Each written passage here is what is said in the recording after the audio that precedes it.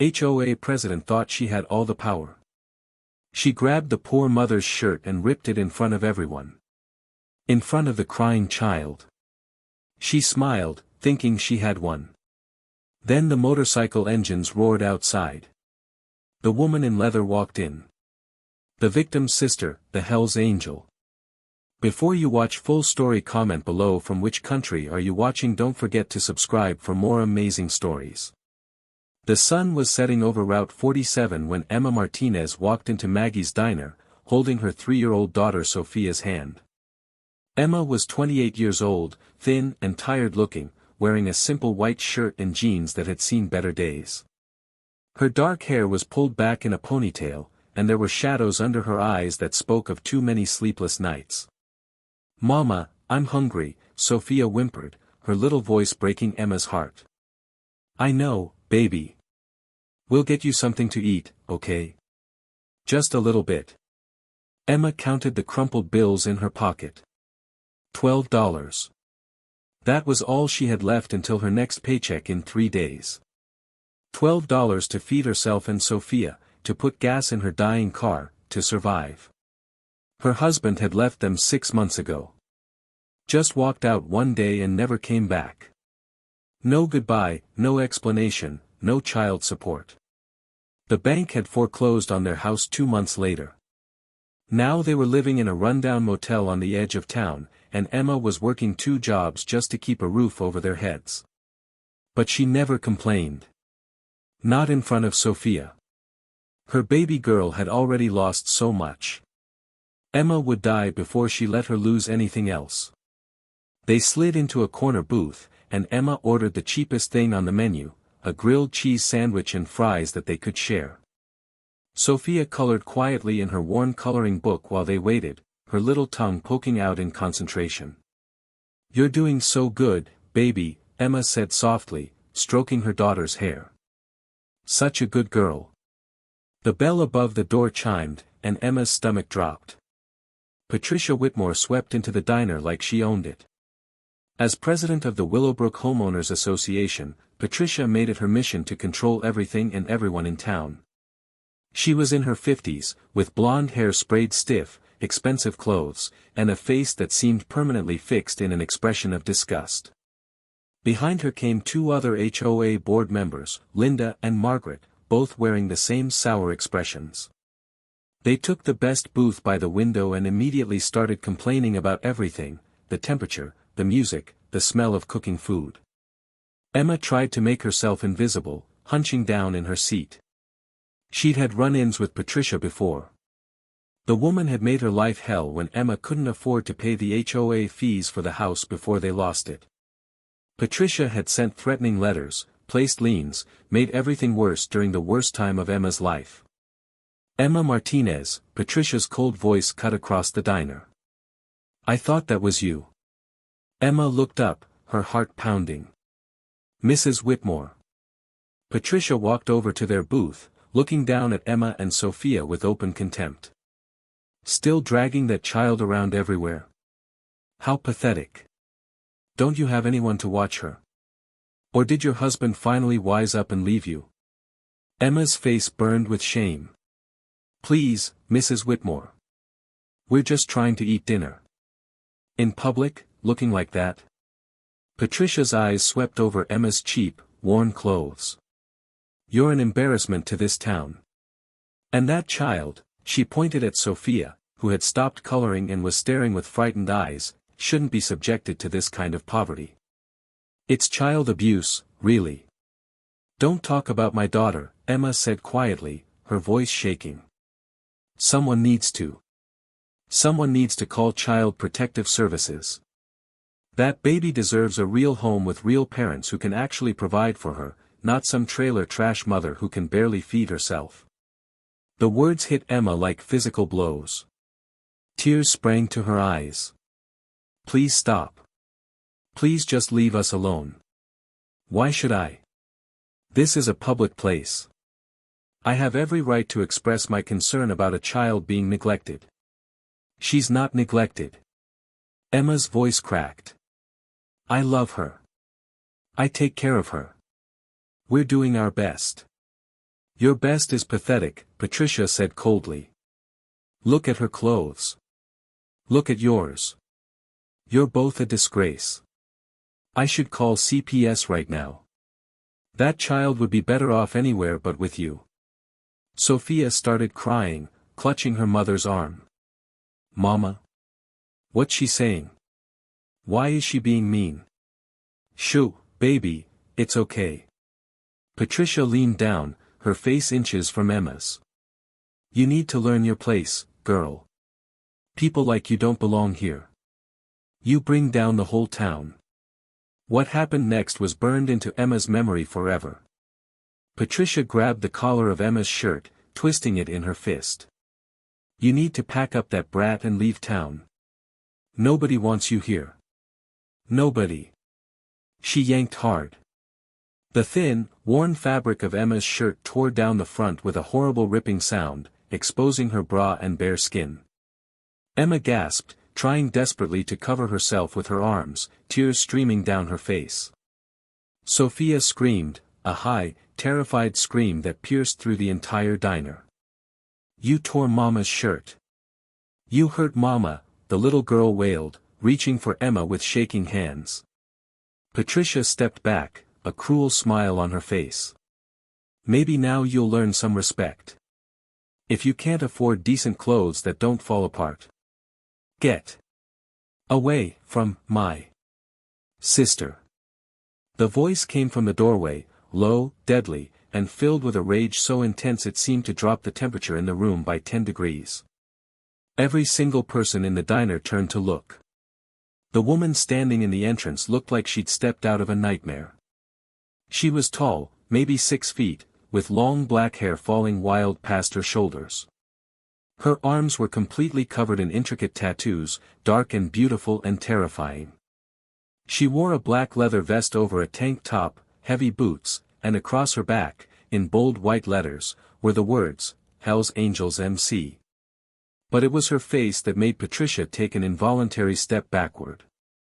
The woman had the same dark eyes as Emma, the same high cheekbones, the same full lips.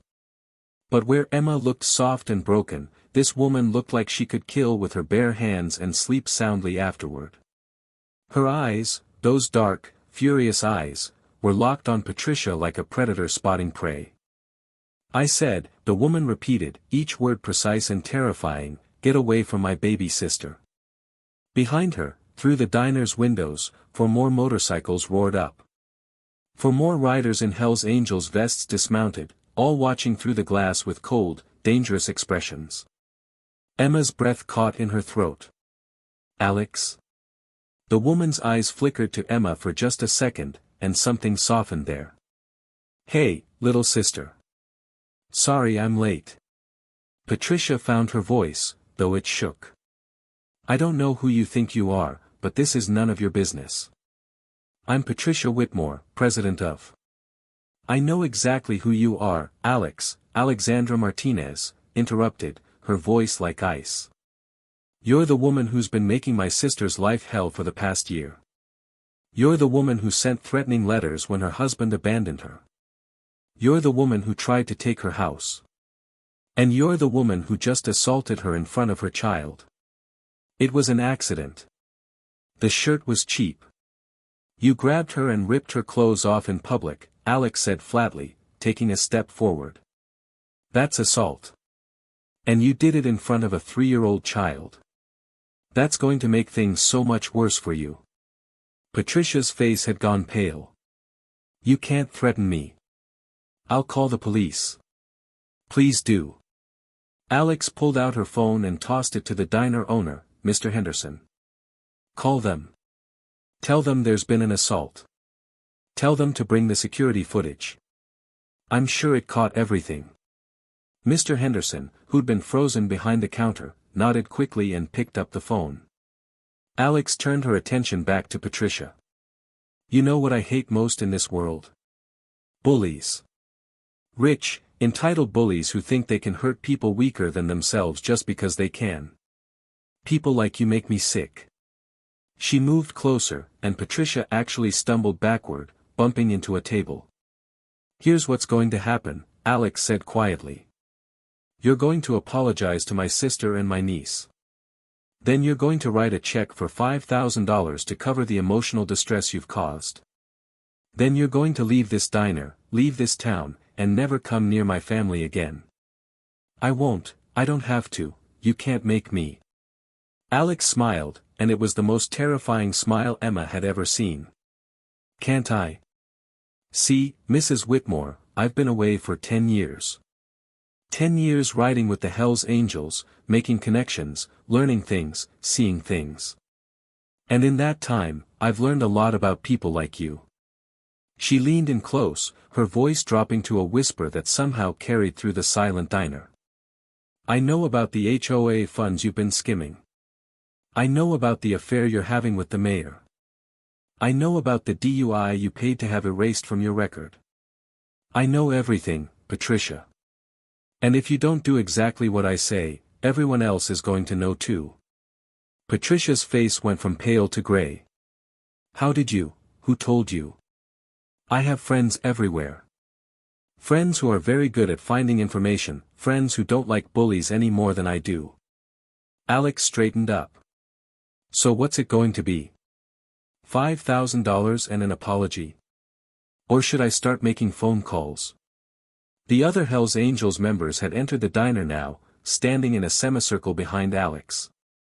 They didn't say anything, didn't need to. Their presence alone was enough to make Patricia's knees shake. One of them, a massive man with a beard down to his chest and arms like tree trunks, crossed his arms and stared at Patricia with cold eyes. This the one who hurt your sister, Alex? That's her, Bear. Bear nodded slowly. Funny. She don't look so tough now. Another rider, a woman with short red hair and a scar across her cheek, spoke up. We got a rule in the club. You mess with one of ours, you mess with all of us. And family? Family's sacred. That's right, Roxy, Alex said, never taking her eyes off Patricia. So Mrs. Whitmore here needs to understand something. Emma isn't just some random single mother she can push around anymore. Emma is under the protection of the Hells Angels MC. All of them, every single member in every single chapter across this country. Patricia looked like she might faint. Her face had gone completely white, and she was swaying on her feet. That means, Alex continued, her voice deadly calm, if anything happens to my sister or my niece, anything at all, I'll know about it. And I'll come back. And I won't be as nice as I'm being right now. Linda, one of Patricia's friends, had been quietly trying to edge toward the door. Roxy stepped in front of her, blocking her path with a smile that didn't reach her eyes. Where you going, sweetheart? Party's just getting started. I didn't do anything. Linda squeaked. It was all Patricia. I was just sitting there. You were sitting there laughing, Emma said suddenly, her voice stronger now. You were sitting there agreeing with every horrible thing she said. You called my daughter a charity case. You said she should be taken away from me. Alex's jaw tightened even more. That true, Linda? Linda's mouth opened and closed like a fish. I didn't mean. Patricia was the one. So you're a bully and a coward, Roxy said with disgust. Great combination. Margaret, the third woman, had started crying. Please, we're sorry. We'll never bother Emma again. We'll tell everyone to leave her alone. Please just let us go. Alex looked at her for a long moment, then back at Patricia. The apology, now. Patricia's hands shook as she fumbled for her purse. She pulled out a checkbook and wrote with trembling fingers, tears running down her face. I'm sorry, she whispered. I'm sorry, Emma. I shouldn't have, I'm sorry. Louder, Alex commanded. I'm sorry. Patricia said again, her voice breaking. I'm sorry for everything. For the letters, for the threats, for what I just did. I'm sorry. And to Sophia. Patricia looked at the little girl, who was still crying in Emma's arms. I'm sorry, Sophia. I was very wrong. Very mean. I'm sorry. Alex took the check from Patricia's shaking hands and handed it to Emma. Now get out. And if I ever, hear that you've been anywhere near my sister or my niece, or that you've said one word about them to anyone, you and I are going to have a much longer conversation. Do you understand me? Patricia nodded frantically and practically ran for the door, Linda and Margaret scrambling after her. Through the window, they watched the three women pile into Patricia's Mercedes and speed away, tires squealing. The diner was completely silent for a long moment. Then, slowly, the other customers started clapping. Within seconds, the whole place erupted in applause and cheers. Alex ignored them all. She walked over to Emma's booth and knelt down beside it, her tough expression crumbling.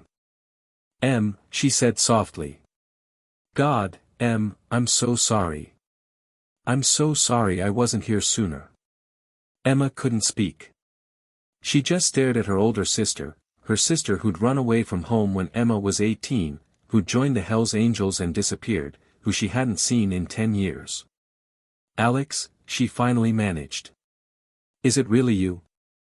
It's really me, little sister. Emma burst into tears. Not the quiet, ashamed tears from before, but huge, gasping sobs of relief and shock and overwhelming emotion. Alex climbed into the booth and wrapped her arms around Emma and Sophia both, holding them tight. I've got you, Alex murmured. I've got you both. You're safe now.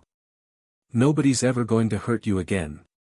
Sophia, who'd been crying against her mother's chest, peeked up at Alex with wet eyes. Are you really Mama's sister?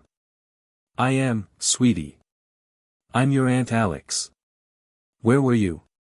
I was, away. But I'm back now.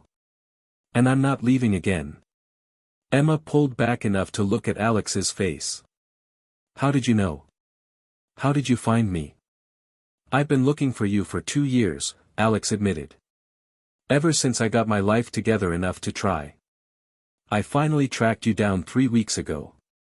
Found out what happened with your husband, with the house, with everything. I was on my way here when I saw that woman's car outside and something told me to look through the window first. Her jaw tightened.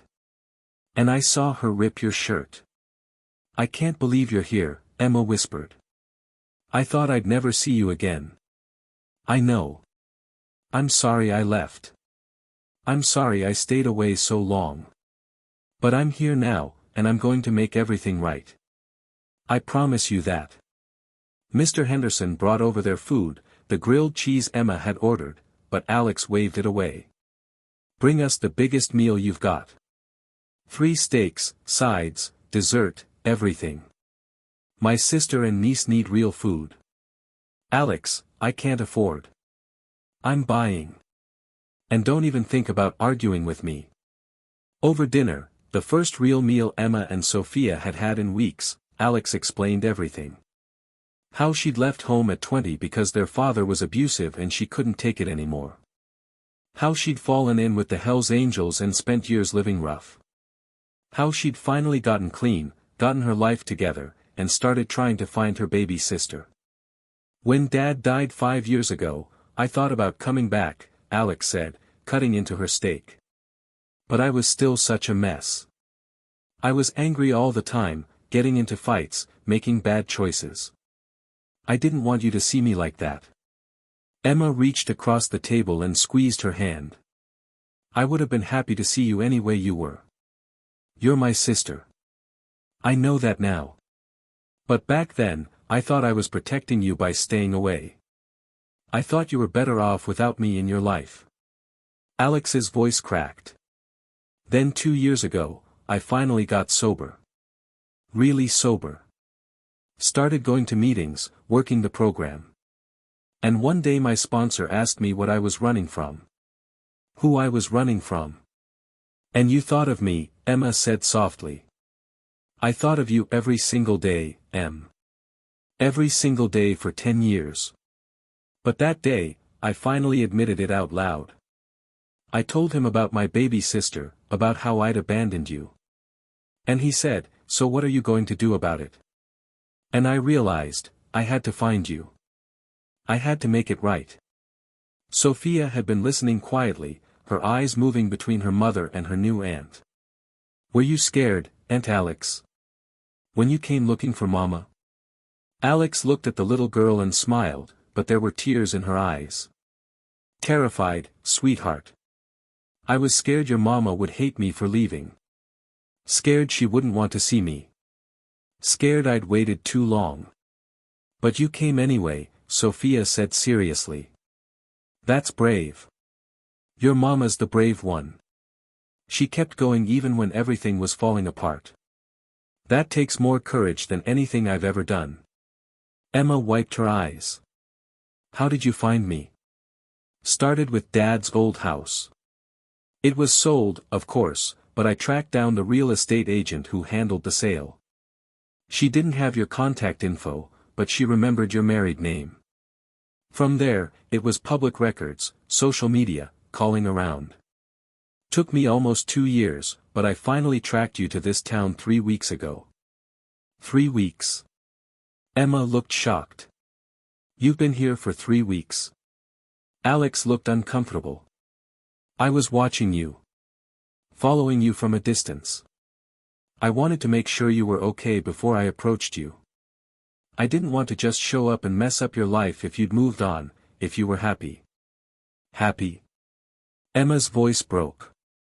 "Alex, I was barely surviving. I was one bad day away from losing everything. I know that now. I could see how hard things were. I watched you work yourself to exhaustion, watched you skip meals so Sophia could eat, watched you cry in your car when you thought no one was looking." Alex's hands clenched into fists. "And I watched that horrible woman make your life even harder. She'd come by the diner or wherever you were working, always with some comment, some threat. I wanted to confront her so many times, but I wanted to talk to you first. I wanted you to know I was back before I started making waves. So what changed? Why today? I was parked outside, trying to get up the courage to come in and talk to you. And I saw her walk in with her friends. Something about the way she looked at you through the window, I knew she was going to do something. So I watched. And when she grabbed you, when she tore your shirt." Alex's voice went hard as steel. "I stopped being scared and started being your big sister again." Emma was crying openly now. "I can't believe you've been here the whole time. I can't believe you were watching over me. I'm sorry I waited. I'm sorry I didn't come sooner. If I had just walked in that first day. Then I wouldn't have gotten to see you be a total badass and terrify Patricia Whitmore," Emma said with a watery laugh. "That woman has made my life hell for over a year. Seeing her face when you walked in, seeing her realize she'd messed with the wrong person, that was worth everything." Sophia giggled. She looked like she was going to pee her pants. "Sophia." Emma tried to sound stern but couldn't stop smiling. "Well, she did." Alex laughed, a real, genuine laugh that made her whole face light up. "You know what, kiddo? You're absolutely right. She did look like that." They spent the rest of dinner talking and laughing, catching up on 10 years of missed time. Alex told them sanitized stories about her motorcycle adventures, the beautiful places she'd seen, the interesting people she'd met, the freedom of the open road. Emma told Alex about her marriage, about Sophia's birth, about the slow crumbling of everything she'd built. "He just left one day," Emma said quietly, after Sophia had wandered over to look at the jukebox. "No warning, no explanation. I came home from work and found a note. It said, 'I can't do this anymore. Don't try to find me.' That was it. 3 years of marriage, a 2-year-old daughter, and that's all I got." "He's a coward," Alex said flatly. "A pathetic coward who abandoned his family. I kept thinking it was my fault. That I wasn't good enough, wasn't pretty enough, wasn't enough of anything." "Stop." Alex grabbed both of Emma's hands. "Listen to me.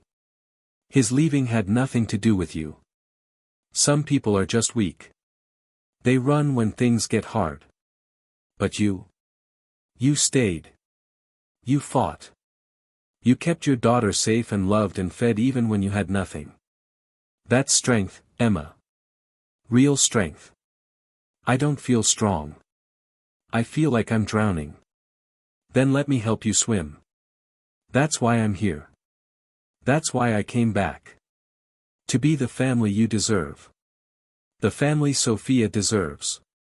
Alex squeezed her hands. You're not alone anymore, little sister. You've got me, and you've got the club. We take care of our own. The club? You mean the Hells Angels? Damn right. Once they heard about you and Sophia, about what you've been going through, they all wanted to help. Bear, that big guy who came in with me, he runs a construction company. He's got a job for you if you want it. Office work, good pay, benefits. Roxy owns an apartment building across town. She's got a 2-bedroom unit opening up next month, and she'll rent it to you at cost. Emma couldn't speak. The generosity, the kindness from people who didn't even know her, it was overwhelming. Why? She finally managed. Why would they do that for me? Because you're family now. My sister is their sister. And the Hells Angels, for all the bad press we get, we're loyal to family. We protect each other. We take care of each other. Alex smiled. Plus, they all want to meet my baby sister and my adorable niece. Fair warning, you're going to be invited to a lot of barbecues. Emma laughed through her tears. I think I can handle that. Sophia came running back to the table. Mama. They have the song. The one you always sing to me. Which one, baby? The rainbow song. Emma smiled and stood up, fishing quarters out of her pocket. Together, she and Sophia went to the jukebox and selected the song. As the familiar melody filled the diner, Emma picked up her daughter and danced with her, spinning slowly in the middle of the floor. Alex watched them, her heart so full it hurt. This was what she'd been missing. This was what she'd been searching for without even knowing it. Not just her sister, but family. Love, connection, purpose. She'd spent 10 years riding across the country, running from her past, trying to find something she couldn't name. And all along, what she'd been looking for was right here. Her baby sister, who needed her. A little girl who would call her aunt. A chance to be part of something bigger than herself. A chance to finally come home. I should have taken you with me, Alex said, her voice heavy with guilt. I should have protected you. But I was so messed up back then. I thought you'd be better off without me. We would have managed, Emma said softly. Together. I know that now. And I'm not leaving you again. Ever. She meant it. Over the next weeks and months, Alex proved it every single day. She used her connections in the motorcycle club to find Emma a real apartment, 2 bedrooms, safe neighborhood, affordable rent. She helped Emma get a better job, one with regular hours and benefits. She bought Sophia clothes and toys and books. She was there for every bedtime story, every nightmare, every doctor's appointment. The check from Patricia cleared, $5,000 that gave Emma the breathing room she desperately needed. And Patricia kept her distance. In fact, word got around town about what had happened, and suddenly people were much nicer to Emma. Nobody wanted to mess with the Hells Angels sister. But more than the money or the protection, Alex gave Emma something she'd lost when their father died and her husband left, family. Someone who cared, someone who fought for her, someone who would never abandon her again. Sophia adored her Aunt Alex. She loved hearing stories about motorcycles and adventures. She loved Alex's tattoos and tough attitude. And she especially loved how safe she felt when Alex was around. Aunt Alex, Sophia said one night as Alex was tucking her in, why did that mean lady say those bad things to Mama? Alex sat down on the edge of the bed, choosing her words carefully. Some people in this world are bullies, baby girl. They hurt others because it makes them feel powerful. But you know what? What? Bullies are actually the weakest people of all. Because they have to tear others down to feel good about themselves. Strong people, like your mama, they build others up. Is mama strong? Your mama is the strongest person I know. She kept going even when everything was hard. She took care of you even when she was scared. That's real strength. Are you strong too? Alex smiled. I try to be. But I'm strong in a different way. I'm good at protecting people. That's my strength. Can you teach me to be strong like you? Absolutely. But you know what? You're already strong. You get that from your mama. Sophia thought about this, then smiled. I'm glad you came back, Aunt Alex. Me too, baby girl. Me too. In the living room, Emma was washing dishes when Alex joined her. They worked in comfortable silence for a few minutes before Emma spoke. Thank you, she said quietly. For everything, for coming back, for saving us. You don't have to thank me. You're my sister. It's what family does. I was so close to breaking, Alex. So close to just giving up. If you hadn't shown up when you did. But I did. And you didn't break. You're still standing, still fighting, still being an amazing mother. Emma set down the dish she was washing and turned to face her sister. Why did you really come back? After all these years? Alex was quiet for a long moment. When she spoke, her voice was rough with emotion. Because I finally understood what family means. The club, my brothers and sisters in the Hell's Angels, they taught me that. They showed me that family isn't just blood. It's the people who stand with you when everything goes wrong. The people who fight for you. She looked Emma in the eyes. And I realized that I had walked away from the person who mattered most. My baby sister. The one person I should have been protecting all along. So I came back to make it right. To be the sister you deserved. To be the family you and Sophia needed. Emma hugged her tight, tears streaming down her face. I missed you so much. Every single day. I missed you too. And I'm never leaving again. That's a promise. And Alex kept that promise. She stayed in town, got a job at a local auto shop, and became a permanent fixture in Emma and Sophia's lives. She scared off Emma's deadbeat ex-husband when he tried to come back. She helped Sophia learn to ride a bike. She was there for school plays and birthday parties and ordinary Tuesday dinners. The tough biker with the scary reputation became the protective aunt who would do anything for her family. And Emma, who'd been so close to drowning, learned to swim again. She went back to school, got a better job, built a stable life for herself and Sophia. Not because she had to do it alone, but because she had someone standing beside her, believing in her, fighting for her. Patricia Whitmore never bothered them again.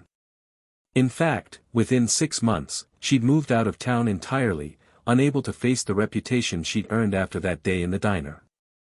The HOA fell apart without her iron grip, and new, kinder leadership took over. The community that had once been cold and judgmental became warmer, more welcoming.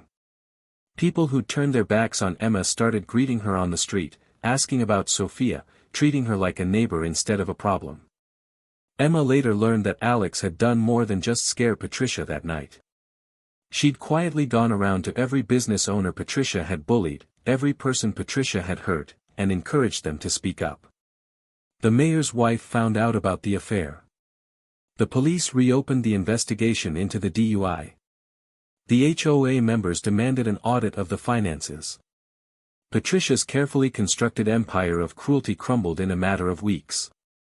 You did all that? Emma asked when she found out. Alex shrugged. I told you. Actions have consequences. She spent years making people miserable. Time for her to face some consequences. That's not just scary. That's terrifying. Good. Maybe other bullies will think twice before hurting someone who might have a Hell's Angel in the family.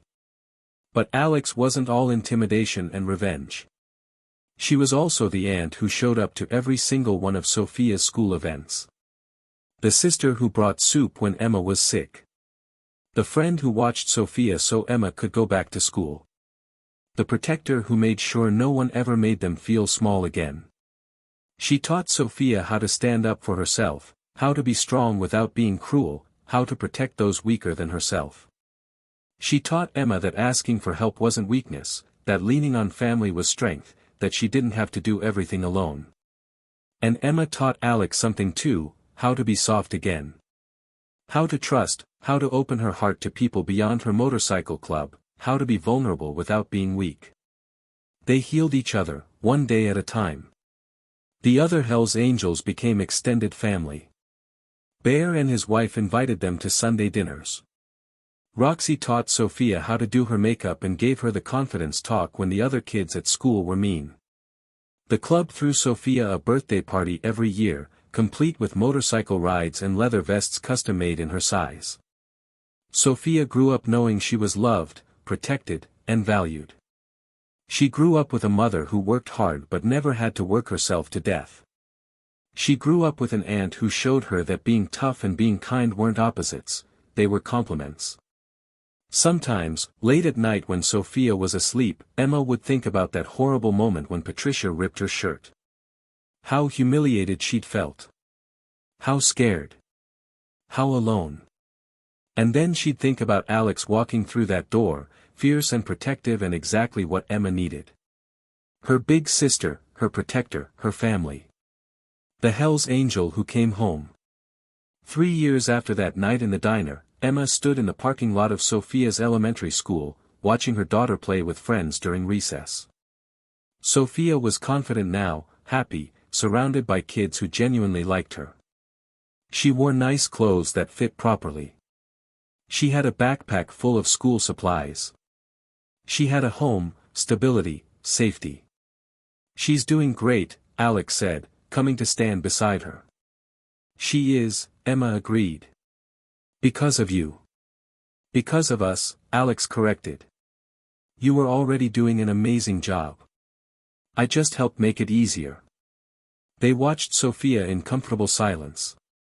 The school bell rang, and Sophia came running over, her face flushed with excitement. "Mama! Aunt Alex! Did you see me on the swings? I went so high. I saw, baby girl." Emma laughed, catching her daughter in a hug. "You were flying. Like a motorcycle," Sophia declared. "Fast and free." Alex grinned. "That's my girl." That evening, they sat together watching Sophia's school play.